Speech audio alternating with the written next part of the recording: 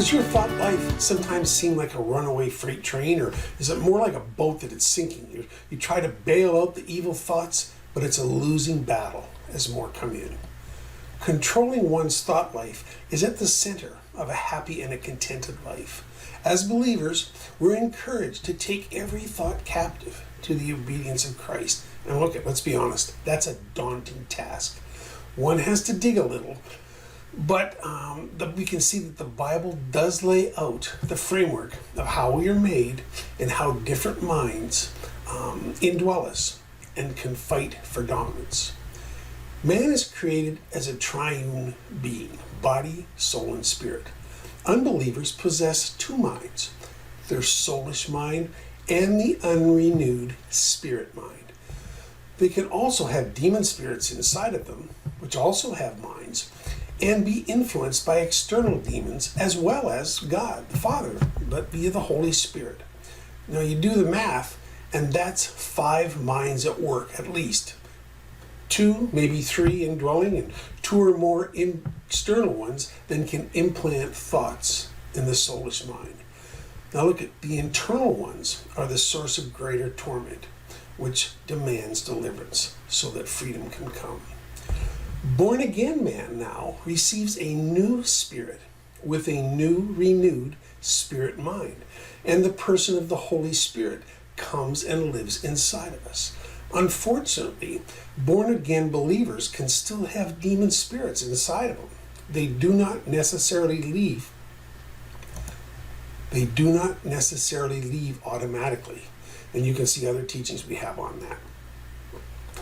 Plus, we can also be influenced by external demons. That's still minimally 5 minds at work. Still, the new spirit mind and the mind of Christ within us via the Holy Spirit provide new avenues for transformation and winning the spiritual mind battles that were hopeless before salvation. During our counseling session with clients, I'm frequently amazed at how confused people are about the nature and the progress of their born-again experience. In this article, I want to clarify the issue and hopefully give hope to many who are struggling to understand why they cannot get victory in the realm of their thought life. Let's look at the struggles the believer can face. The battle is in the soulish part of man. The mind of Christ in us and spirit mind are in one accord.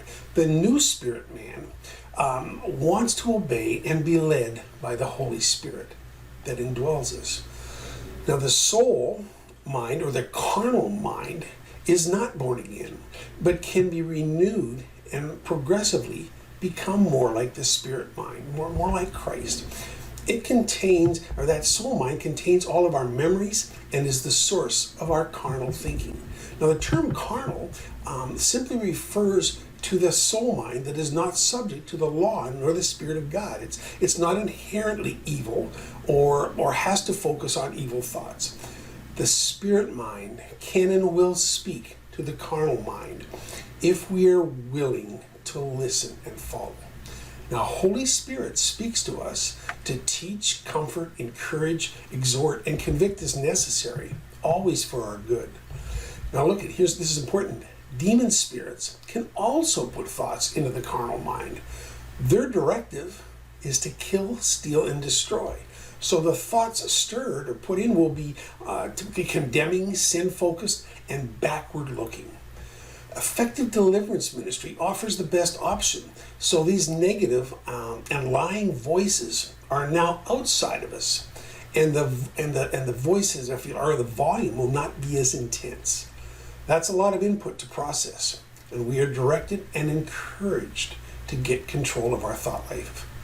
In fact, in Philippians 4:8, Paul says, "Finally, brothers and sisters, whatever is true, whatever is noble, whatever is right, whatever is pure, whatever is lovely, whatever is admirable, if anything is excellent or praiseworthy, then think on these things." I had a client some time back who had a history of being abused spiritually by several church leaders. Now, before the deliverance ministry session, I asked him an important question: have you forgiven them? His response was, well, I have, I think, but when I see them or hear their name, I feel turmoil inside of me. So I don't know if I have or not. Now, part of our teaching is that forgiveness is a choice, a decision of our will, and when you do it, it is done.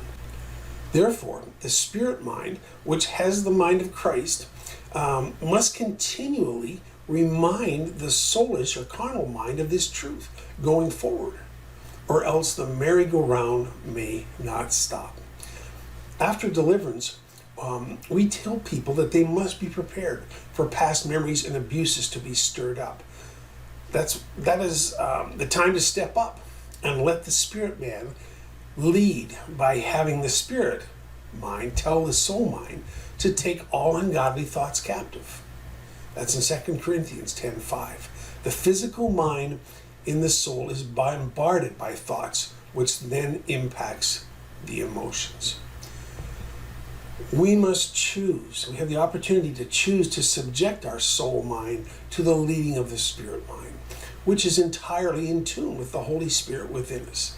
The spirit mind grows in knowledge and understanding of the things of God as we feed on the written word. We live in a world that wants us to be led by our carnal mind and emotions. If we subject our physical mind, or if you like, or our soulish mind to the will of the spirit mind and be willing to be led by it, then good fruit will result. It's a lifelong process, this battle of the mind, of allowing our spirit mind to win in every situation.